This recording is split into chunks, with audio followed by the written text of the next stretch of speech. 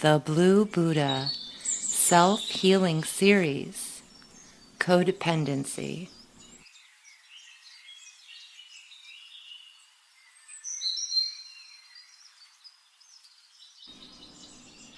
Characteristics of codependency. Self-healing assessment. Prepare yourself with pen and paper. You will be scoring your reactions to a series of questions designed to demonstrate your level of codependency. You will be using the numbers 0, 1, 2. 0 for never an issue, 1 for sometimes an issue, and 2 for often an issue. Each section of questions has a title. Please copy the title to your paper and score underneath each title.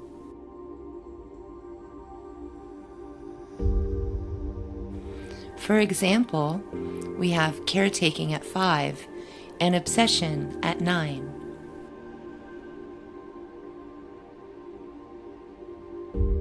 This allows you to realize in which areas you are most codependent.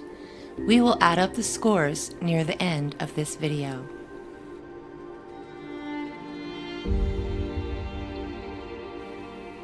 Section 1. Caretaking.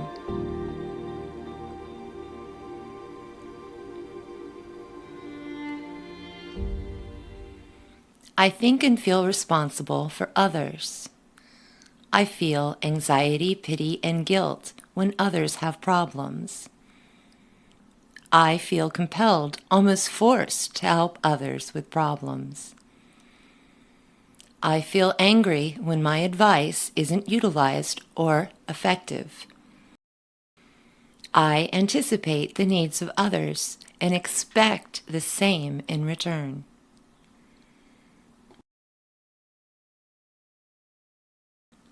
I please others instead of myself, saying yes when I want to say no. I find myself attracted to needy people. I overcommit myself, which leads to stress and anxiety.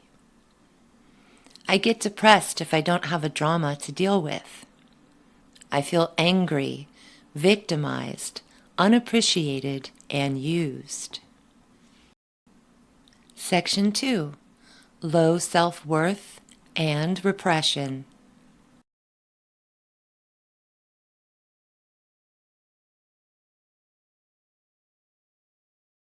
I come from an abusive, repressed, or dysfunctional family. I blame myself, pick on myself, and exaggerate my flaws. I reject compliments or praise. I do very little for my own self-care. I am too busy caring for others. I rarely speak up for myself, although I do defend others.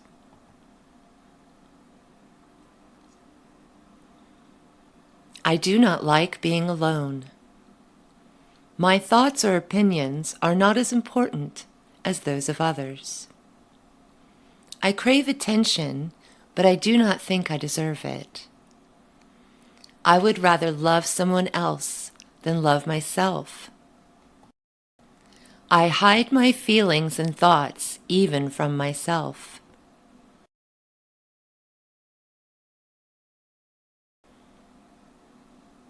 Section 3. Obsession and controlling.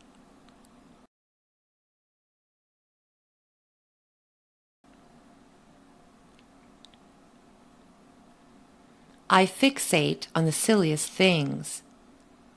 I think about and talk about other people a lot.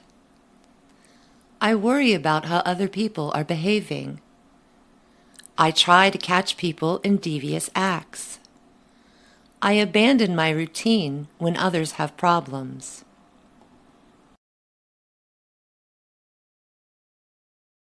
I focus all my energy on other people. I have experienced many out-of-control situations. I'm afraid to let other people express themselves or allow events to unfold naturally. I try to control others or situations through manipulation. I feel others are constantly trying to control me.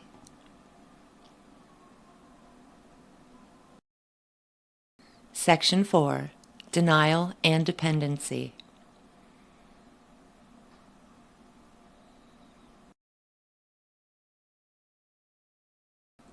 I ignore problems and pretend they are not happening. I stay busy so I don't have to think about personal issues. I get confused, depressed, sick, or engaged in over-exaggerated behavior and addictions. I believe lies from myself and others. I do not feel happy, peaceful, or content with myself. I desperately seek love and approval.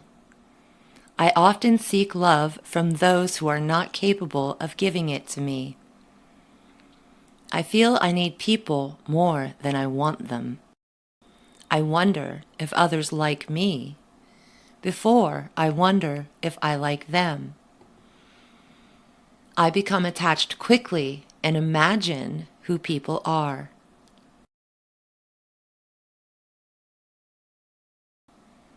Section 5.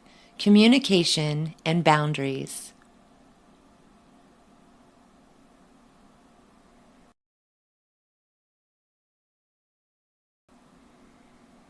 I lose interest in myself when I'm in a relationship. I worry my partner will leave me.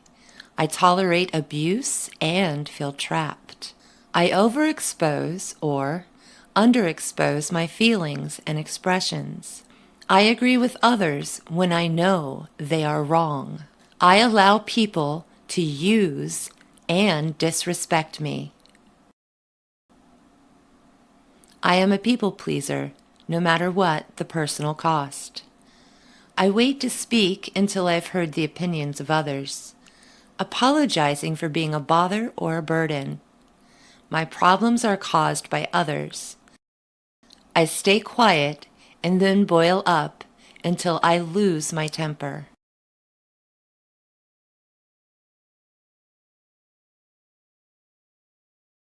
Section 6. Trust and Anger.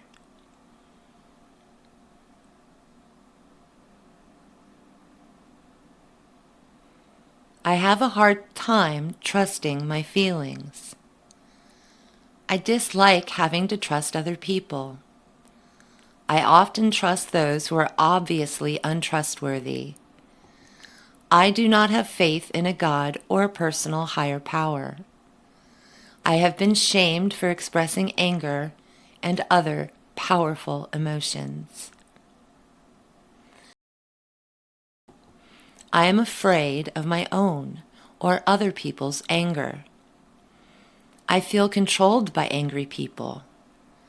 I feel safer when I am angry compared to feeling hurt.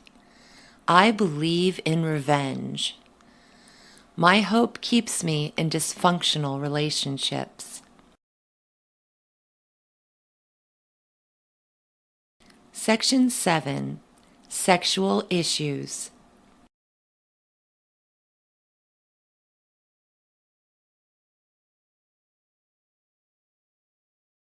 I am a caretaker in the bedroom. I engage in sex even if I do not want to. I settle for sex rather than actual love and affection. Only my partner's pleasure matters. I have issues receiving. Sex has become mechanical and non-expressive. I have strong sexual fantasies about others who are not my partner. I gratify my sexual desires in unhealthy or exploiting ways. Sex and love have become addictions. I will have sex with someone to keep from being alone. I feel repulsion towards my sexual partner.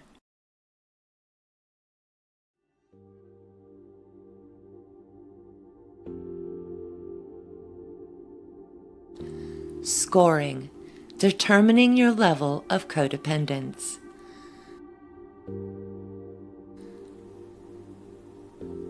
Add up each section under the title.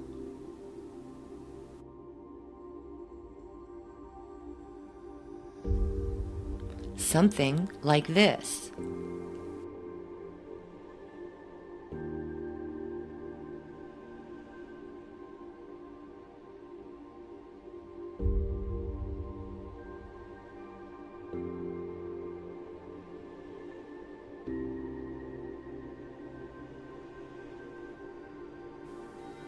Category scores. Below 5 is a minimal issue. Between 6 and 11 is a current problem. Higher than 12 is an unhealthy pattern.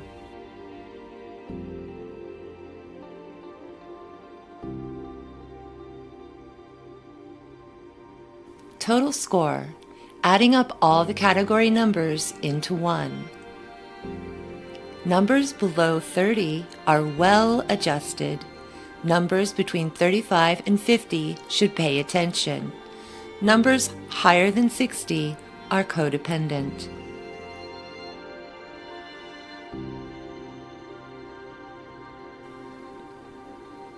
This video was adapted from the book Codependent No More by Melody Beatty.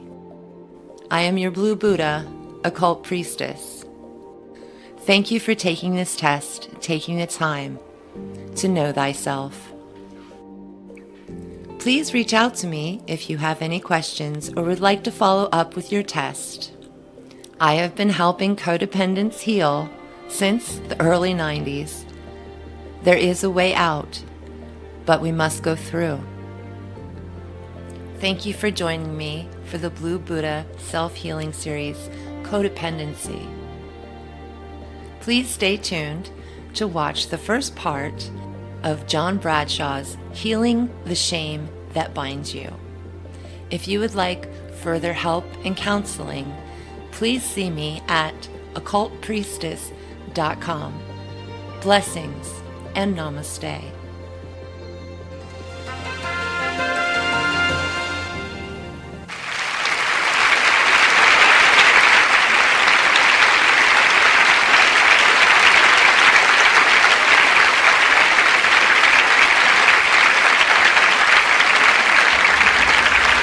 Good evening, folks. I'm going to talk to you this evening about a problem that has been the most important, probably single thing for me to understand in my own life in the last 10 or 15 years, and that is the problem of shame.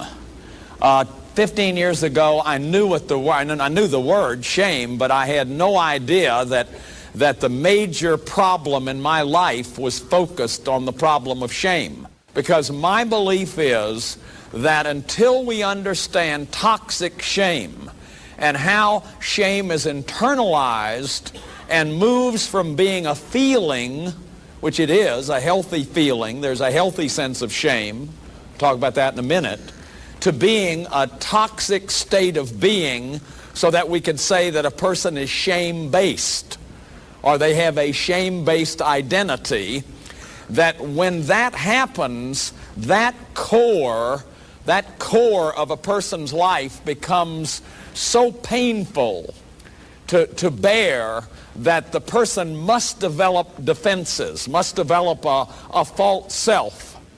And those of you who watch the series, Bradshaw on the Family, I talked about the soul murder, the lost self, and that this is the great tragedy, the tragedy that Leon Blois talked about, that we're not saints. That is, that we're not the whole people we were meant to be. We come into this world precious children who are just full of life and love and spontaneity, and anytime you see a child comes in a room, the sourest person will beam. Children are beautiful, they're innocent, and you and I were innocent children, and So how does it happen that you can come into this world and be a wonderful, precious child of God, a precious little person full of spontaneity? What you see is what you get, no pretense. Remember Christopher Marley's poem, you know, that children, the greatest poem ever told is one all poets have outgrown, the poetry innate untold of being only 4 years old. Born comrade of bird, beast, and tree, and unself-conscious as the bee. Elate explorer of each sense, without dismay, without pretense. In your transparent eyes there is no conscience, no surprise. Life's queer conundrums you accept, your strange divinity still kept. And life that sets all things in rhyme may make you poet too in time, but there were days, O tender elf, when you were poetry itself. That's that poem of Christopher Marley that Buckminster Fuller loves to quote, that every one of us were creative artists. Every one of us had this wonderful, feeling, vital, spontaneous life. And something happened. You know, some people might call it original sin. But something happened originally or very early on to a lot of us so that we lost that spontaneity. We lost that kind of verve and enthusiasm. I mean, there's nothing more tragic than to watch a child who's had the life beaten out of them, or who has been scared so badly with emotional battering that you know, they're all uptight and they've withdrawn. And they, you know, can see the depression in the child. So how does it happen that a child is born and has all this preciousness and this goodness, and then by a certain point of life, they're shame-based, they feel rotten about themselves, their core belief about themselves is that I'm flawed and defective as a human being. Now, every addict, no matter what the addiction is, has that core belief. If it's eating disorders, whatever the eating disorder is, if it's violence, if it's criminality, the addiction to violence, the addiction to power, workaholism, rage addiction, all the addictions that I've been talking about, whatever the addiction is, it's going to be rooted in toxic shame. It's going to be rooted in toxic shame. The core belief that I'm flawed and defective as a human being. Now I like to differentiate shame from guilt, toxic shame. Remember, there's a healthy shame. It's a very early developmental stage, the second developmental stage. After a child develops a sense of trust that is greater than a sense of mistrust, a kind of a core of hope that the facts are friendly, that the world is trustworthy, that this is the infant's needs. To have somebody there who basically takes care of your needs when you need them. Oh, you may have to cry for a little while. They may not always be right there with the bottle or whatever, but they'll be there. They'll be there for you. See, when a child has that, he or she develops a basic sense of trust. Now, it is only with a basic sense of trust that you could develop a sense of shame. Because you have to have an interpersonal bridge. There has to be. So you can't be shamed by somebody that you don't care anything about. If somebody at your office tomorrow called you a name, or Monday called you a name that you didn't give a hoot about, that's not going to send you into, you know, deep depression. You know, just say, that's old so-and-so, and who are they, you know, or you may have something choice to say about them. But the point is, you've got to have an interpersonal relationship in order to have shame. So the second developmental stage is autonomy versus shame and doubt, where a little kid begins to learn to say no. See, the time to learn to say no is about age 2. Now, I mean, we're real behind. I believe in the campaign. I think it's a good campaign, the Just Say No campaign. But if you're already an addict, what you can't do is say no. Because what defines addiction is to be out of control. If you're an addict, what you can't do is say no. That's why you're an addict. And if you could control it, you wouldn't be an addict. So the definition of addiction is you can't say no. Now, if the Just Say No campaign is a preventive thing, that's fine. And I think it's, I'm not trying to put it down. It's better than nothing. But I think the problem is much, much more complicated.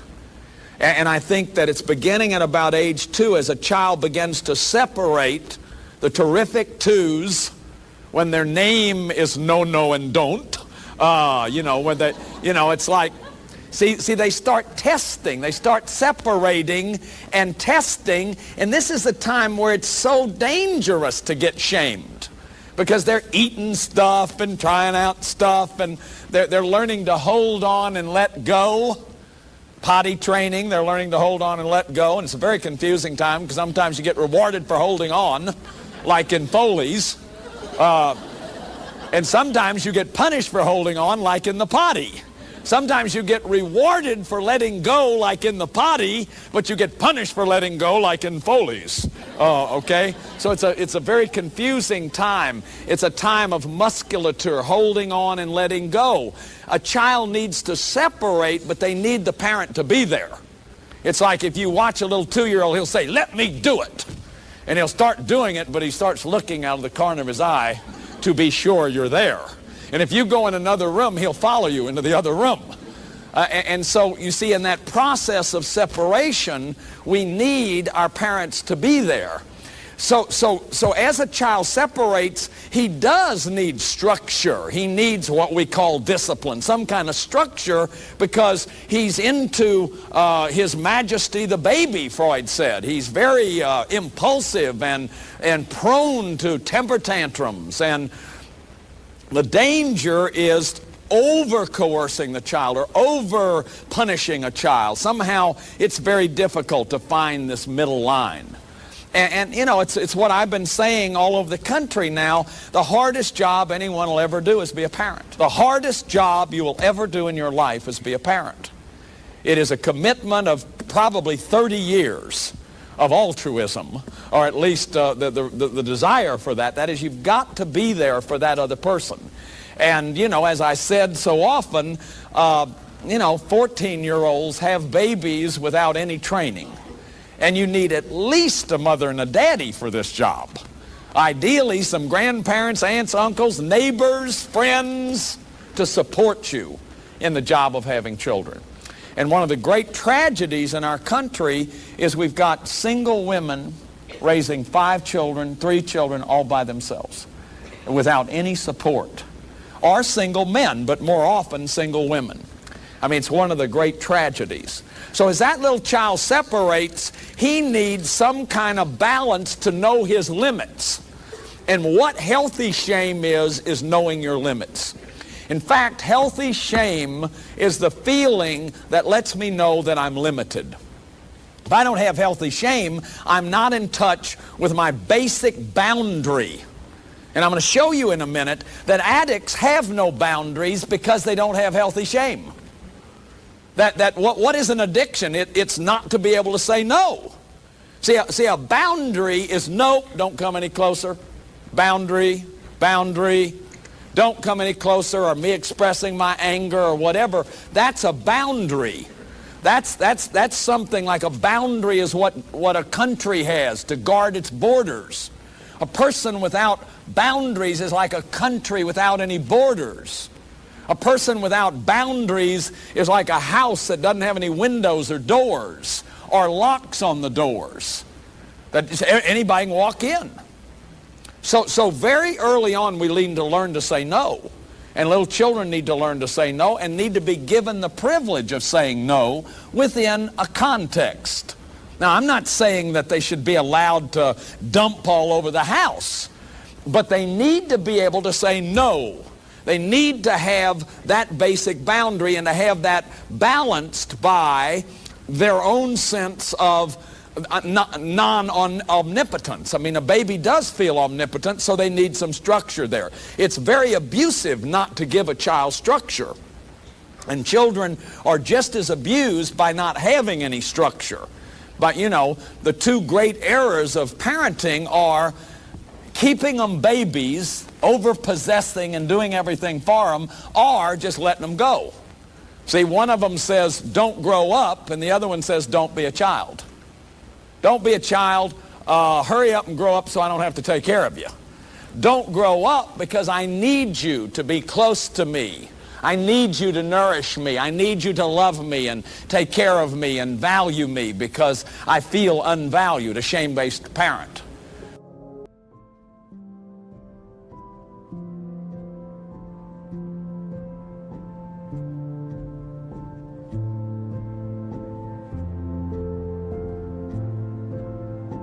Once we have these new eyes, the miracle, the magic, the grace that begins to happen, the big wow, is I am not broken.